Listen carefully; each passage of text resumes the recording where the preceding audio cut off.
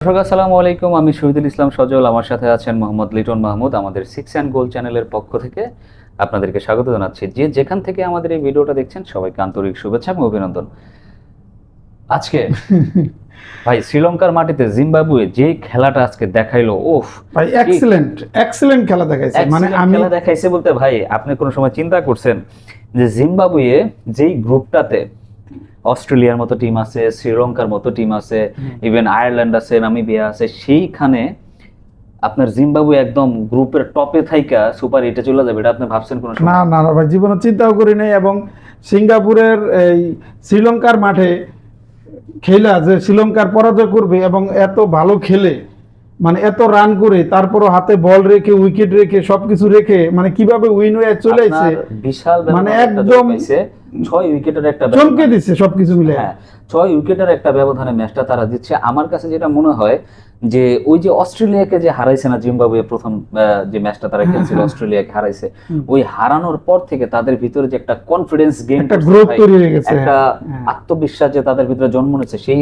আত্মবিশ্বাসই আজকে শ্রীলঙ্কার এগেইনস্টে এরকম ম্যাচটা তাদের খেলতে বাধ্য করছে। মানে তারা খেলছে উইথ কনফিডেন্স। আপনি কোনো একটা মুহূর্তে তাদের খেলার মধ্যে এরকম কোন সিন খুঁজে পাবেন না যেখানে তারা নার্ভাস ছিল। আপনি এখন আমারে জিজ্ঞেস করতে পারেন যে শ্রীলঙ্কাও তো অস্ট্রেলিয়ারে হারাইছে, তাহলে শ্রীলঙ্কা কেন এই কনফিডেন্সটা গেইন করতে পারলো না?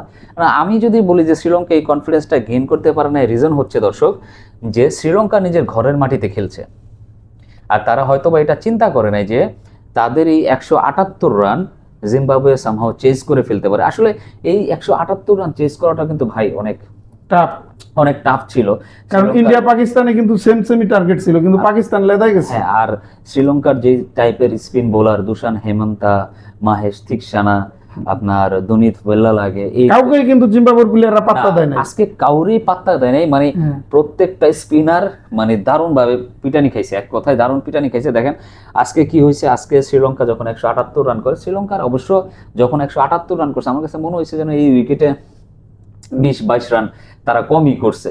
ক্রেডিট গোস টু জিম্বাবুয়ের বোলারদের।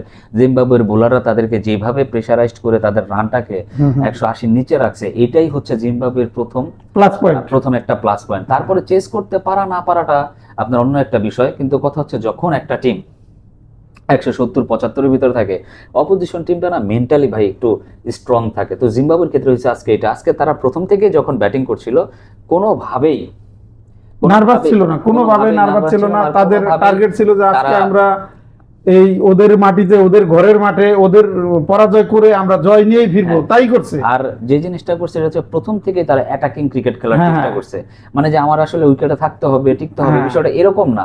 আপনি একটা জিনিস খেয়াল করেন যে ওই জিম্বাবুয়ের যে ওপেনার ব্যাটার আছেন ব্রায়ান বেনেট, কনজিকিউটিভ সেকেন্ড 50 মারলো, অস্ট্রেলিয়ার এগেইনস্ট 50 ছিল। ব্রায়ান বেনেট তোমার এই পর এক বলে একটা 4 একটা 6 মারছে, পরের বলও কিন্তু একটা 6 এর বল পাইছে, কিন্তু ওটা মারেনি। ওটা হয়তো ইচ্ছা করে মারনে হয়তো। হ্যাঁ, ও হিসাব করছে যে আমার এই ওভারের রান আমার হয়ে গেছে, আমি আর মানে ওপেনিং ব্যাটসম্যান হিসেবে নেমেছে এবং একটা সাইড ধরে রেখে যেভাবে আসলে ইনিংসটাকে তিনি মানে কি বলে অ্যাঙ্করিং করে, তিনি ইনিংসটাকে ধরে নিয়ে গেছেন এক সাইড দিয়ে। আমার কাছে মনে হয় যে ম্যাচের টার্নিং পয়েন্ট কোনটা বলতে পারবেন? ওপেনিং থেকে যদি ভালো করে, ওপেনিং তো আছে, বাট একটা পর্যায়ে ছিল এই ম্যাচটাতে যখন আপনার 6 ওভারে 67 রান লাগে, 68 রান লাগে জিম্বাবুয়ের জয়ের জন্য, তখন আমার কাছে মনে হইতেছিল যেন এই ম্যাচটা এখনো শ্রীলঙ্কার হাতেই আছে। কিন্তু আসলে দেখেন এই জায়গায় leading from the front captain Sikandar রাজা যেইভাবে এসে মানে উল্টো যে কাউন্টার অ্যাটাকটা শুরু করছে, ওই আপনার পার্টিকুলার যখন 6 ওভারের থাকার সময় ওই 6তম ওভারটা যখন করতে আসলেন দুশান হেমন্তের প্রথম 3 বলে আপনার ওইখানে রান হয় হচ্ছে 4 রান, একটা সিঙ্গেল, একটা ডাবল, একটা সিঙ্গেল। কিন্তু লাস্ট 3 বলে সিকান্দার রাজা ব্যাক টু ব্যাক 2টা ছক্কা এবং একটা 4 মেরে ওই ওভারে 20 রান নিছে গেল।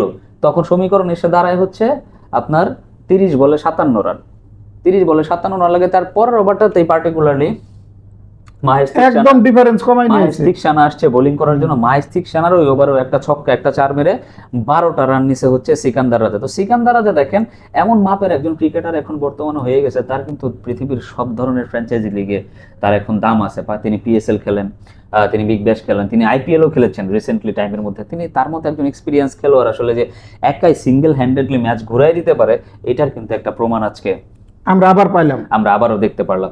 তিনি যখন ওই 2 ওভারে 32 রান নিয়েছে তখন 24 বলে দরকার মাত্র 35 রানের, সেইখান থেকে আসলে জিম্বাবুয়ের হারার কিছু নাই। তখন মাত্র উইকেট পড়ছিল 2টা, ভাগ্য বিড়ম্বিত কারণে আর 2টা উইকেট শ্রীলঙ্কার পড়ছিল। বাট আজকে জিম্বাবুয়ে এমন ভাবে খেলছে, একটা লাইকে বিগ টিম, বড় টিমগুলো ছোট টিমের সাথে যেভাবে খেলে চেজিং এর সেম সেই জিনিসটাই খেলছে।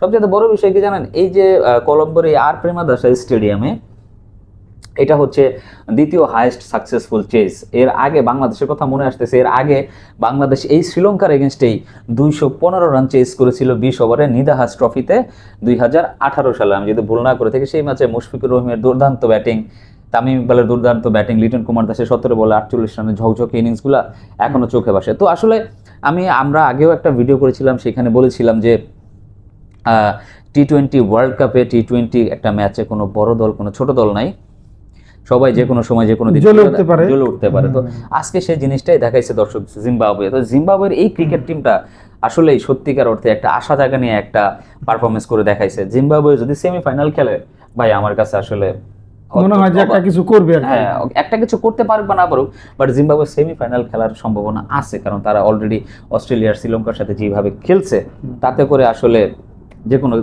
কিছুই ঘটে যেতে পারে, বলা যায় না। তো দর্শক, আপনাদের কি মনে হয় যে জিম্বাবুয়ে কি আসলে সেমিফাইনাল খেলতে পারবে? এটা সময় বলে দিবে। তারপরে আপনাদের কমেন্টসগুলো আমাদের ভিডিওর কমেন্ট সেকশনে জানিয়ে দিবেন। সবাই ভালো থাকবেন, সুস্থ থাকবেন। আসসালামু আলাইকুম, আল্লাহ হাফেজ।